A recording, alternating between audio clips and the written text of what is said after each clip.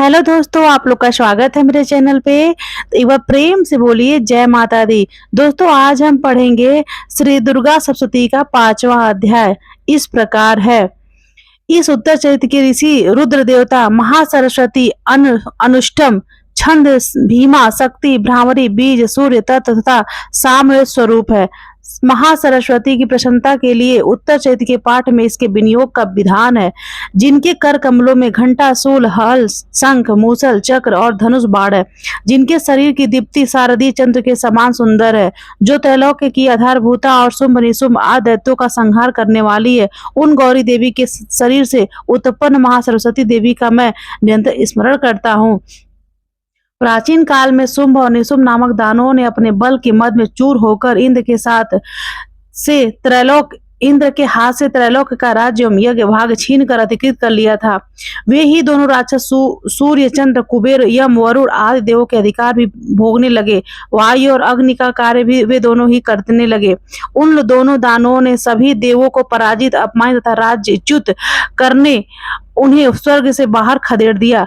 उन दोनों बलशाली असुरों को से अपमानित होकर देवताओं ने अपराजिता देवी का स्मरण किया।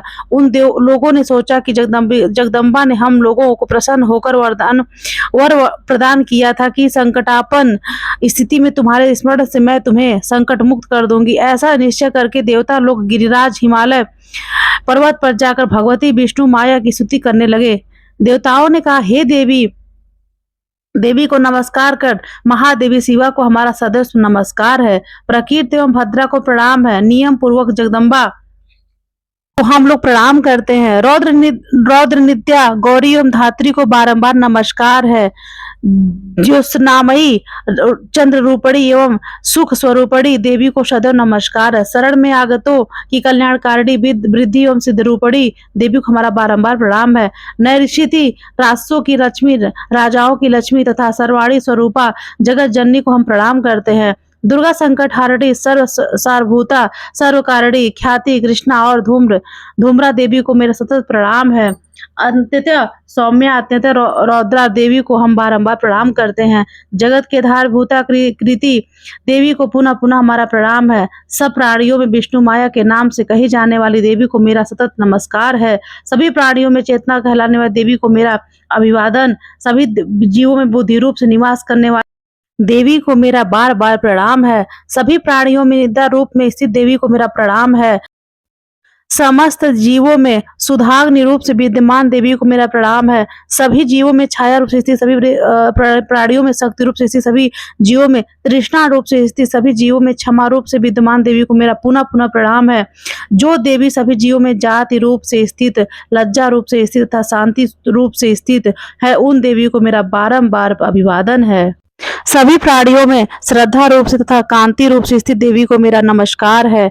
जो सभी जीवों में लक्ष्मी रूप तथा वृत्ति रूप से विद्यमान है उन देवी को मैं पुनः पुनः प्रणाम करता हूँ। सभी जीवों में स्मृति रूप से वर्तमान देवी को मेरा बार बार प्रणाम है। जिन देवी की सभी जीवों में दया तथा तुष्टि रूप से स्थित है उन देवी को मेरा प्रणाम है। जो देवी सभी प्राणियों में मात्र तथा भ्रांति रूप से विद्यमान है उन्हें मेरा बार बार नमस्कार है। जो देवी समस्त जीवों में इंद्रिय वर्ग की स्वामी तथा सभी प्राणियों में व्याप्त रहने वाली है उन्हें मेरा नमस्कार है। जिन देवी को इस सृष्टि में चैतन्य रूप से व्याप्ति है उन देवी को मेरा प्रणाम है। प्राचीन काल में अपनी इष्ट सिद्धि की पूर्ति होने से देवों ने जिसका स्तवन तथा देवों में राजा इंद्र ने बहुकाल तथा जिनका सेवन किया वह कल्याणकारिणी ईश्वर हमारे हित तथा मंगल करे तथा मेरी सभी आपदाओं का निवारण करे।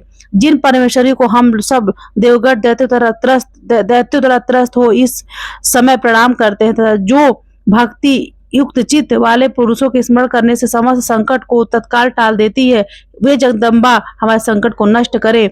ऋषि बोले, हे राजन, देवताओं को इस स्तुति पाठ के समय गंगा स्नानार्थ वहां श्री पार्वती देवी आई हुई थी।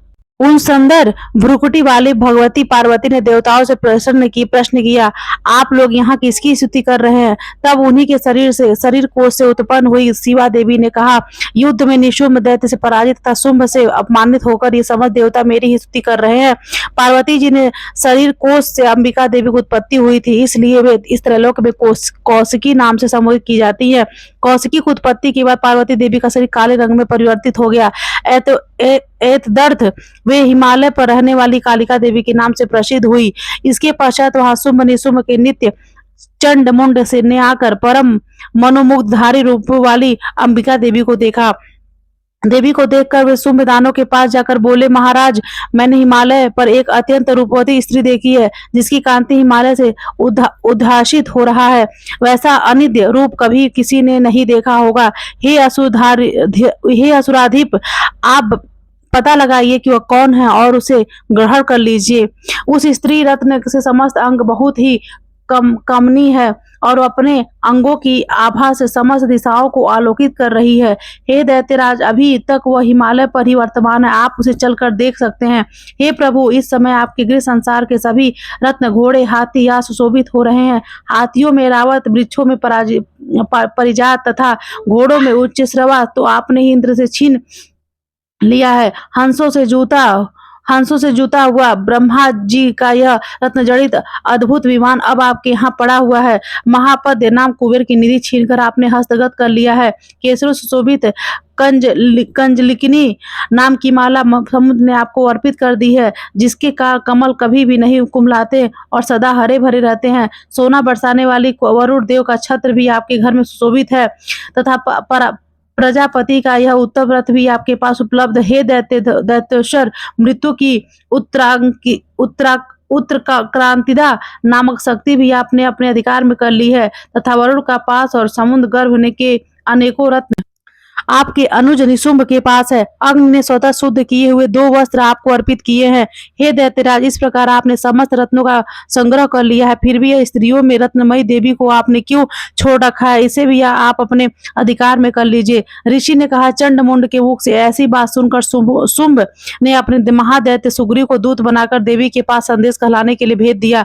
उस दैत्य ने शुंभ ने कहा कि तुम उसे बातों में बहलाकर मेरे पास अतिशीघ्र लाने का प्रयत्न करना। वह दूत पर्वत के उस मनोरम भाग में गया जहां देवी विराजमान थी। उसने दैत्य ने मधुर वाणी में कहना प्रारंभ किया। दूत ने कहा, हे देवी, इस समय दैत्यराज शुंभ ही इस त्रिभुवन के एकमात्र स्वामी है। मैं उनका दूत बनकर आपकी आज्ञा से तुम्हारे पास आया हूँ। उनकी आज्ञा का पालन देवता लोग सदा निर्विरोध रूप से करते आए हैं। कोई भी उनकी आज्ञा टालने की दुस्साहस नहीं कर सकता।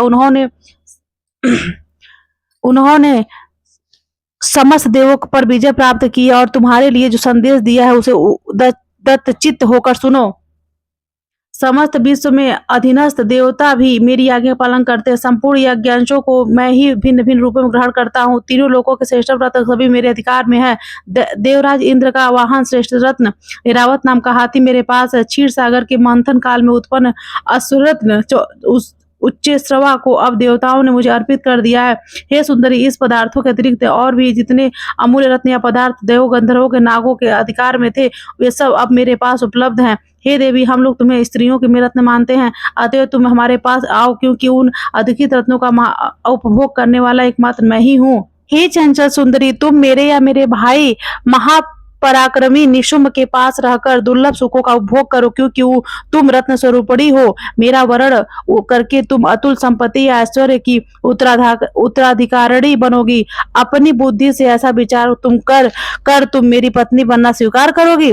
ऋषि ने कहा, दूत के मुख से ऐसी उक्ति सुनकर कल्याणमयी भगवती जगदात्री दुर्गा मन में गंभीर व भाव मुस्कुराते हुए उद्दूत से कहने लगी, हे दूत, तुमने जो बात कही है वह बिल्कुल सत्य है, इसमें कुछ भी मिथ्या नहीं है। शुंभ तीनों लोकों को इस समय स्वामी है। उसका भाई निशुंभ भी उसी के सदृश पराक्रमशील, किंतु इस समय मैंने पहले जो प्रतिज्ञा ठान ली है उसे मैं किस प्रकार तोड़ सकती हूँ? मैंने अपनी अल्पज्ञता के कारण जो प्रतिज्ञा कर रखी है उसे तुम्हें सुनाती हूँ। मेरी प्रतिज्ञा है कि जो भी प्राणी मुझे समर में पराजित करेगा, जो मेरे अभिमान का खंडन करेगा तथा जो मेरे ही समान पराक्रमी तथा साहसी होगा, वही मेरा स्वामी बन सकेगा। इसलिए महादैत्य शुंभ या निशुंभ स्वयं ही जब तक यहाँ आकर मुझे पराजित कर दे तो मेरा विवाह उनसे हो सकता है। इसमें विलंब करना उचित नहीं है।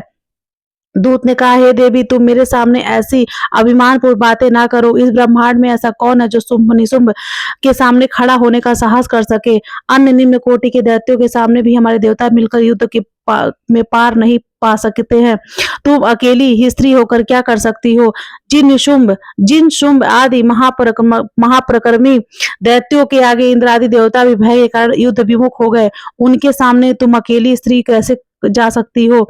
अतएव तुम मेरा ही कहना मानकर शुंभ निशुंभ के पास चलो। ऐसा करने से तुम्हारी महत्ता की रक्षा होगी, अन्यथा जब वे तुम्हारे केस पकड़कर बलपूर्वक घसीटते हुए ले जाएंगे, तब तुम्हें अपनी मर्यादा खो देनी पड़ेगी। दूत की बात सुनकर देवी ने उत्तर दिया, तुम्हारा कहना उचित ही है। शुंभ निशुंभ निसंदेह बलवान और पराक्रमी दैत्य है, किंतु मैं क्या करूं? मैंने पहले बिना सोचे समझे ऐसी ही प्रतिज्ञा कर ली है, तो उसे कैसे भंग करूं? अतएव अब तुम वापस लौट जाओ और अपने स्वामी से मेरी कही हुई बातें आदरपूर्वक समझा कर कहो, उसके बाद वे जैसा उचित समझेंगे वैसा करेंगे।